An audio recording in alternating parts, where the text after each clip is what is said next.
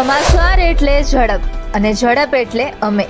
કવરેજમાં ક્યાંય પાછળ નહીં, હંમેશા એક પગલું આગળ. દેશ દુનિયાના સમાચાર, રાજનીતિ, સમસ્યા, વ્યાપાર, રોજગાર, તમામ સમાચારો પર રહેશે અમારી નજર. ગુજરાતની દરેક ઘટના તમારા ફોનમાં સૌપ્રથમ માત્ર V18 ન્યૂઝ પર.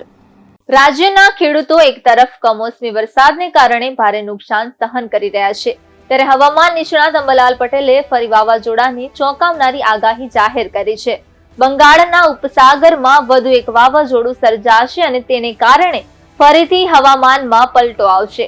અંબાલાલ પટેલે કહ્યું કે 18 નવેમ્બરથી ઉપસાગરમાં હળવું દબાણ ઊભું થશે, જે 23 નવેમ્બર સુધીમાં ભારે ચક્રવાત બની શકે છે. આ ચક્રવાતને કારણે ફરી માવઠા જેવું વાતાવરણ બનશે. તેમણે કહ્યું કે 23 થી 26 નવેમ્બર સુધી માવઠું પડી શકે છે, જ્યારે 26 થી 28 નવેમ્બર સુધી હિમવર્ષા પડશે. તેમણે કહ્યું કે પશ્ચિમી વિક્ષેપથી ઉત્તર ભારતમાં હિમવર્ષા થશે. ત્યારે અંબાલાલ પટેલે કહ્યું કે ડિસેમ્બરના પ્રથમ સપ્તાહમાં ઠંડી પડશે અને ડિસેમ્બર 6 થી 8 માં વાદળછાયું વાતાવરણ રહેશે. તેમણે એમ પણ કહ્યું કે 7 નવેમ્બરથી ઠંડા પવનો ફૂંકાવાનું શરૂ થશે.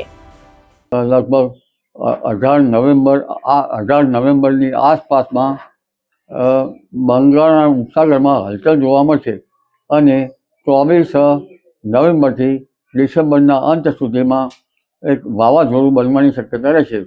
જે વાવાઝોડાના અસરના કારણે અને ઉત્તર ભારતમાં આવતા પશ્ચિમી વિક્ષોભની અસરના કારણે રાજ્યમાં 18 થી 24 માસના અંત સુધીમાં વાદળવાયું કે માવઠા જેવું હવામાન થઈ જવાની શક્યતા રહે.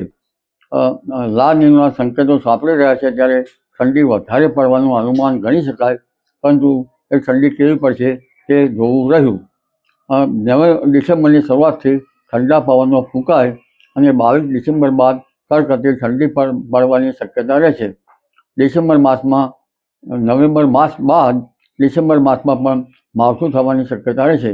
ખાસ કરીને દક્ષિણ ગુજરાતના ભાગો અને મધ્ય ગુજરાત અને ઉત્તર ગુજરાતના કેટલાક ભાગમાં માવઠું થવાની શક્યતા રહેશે.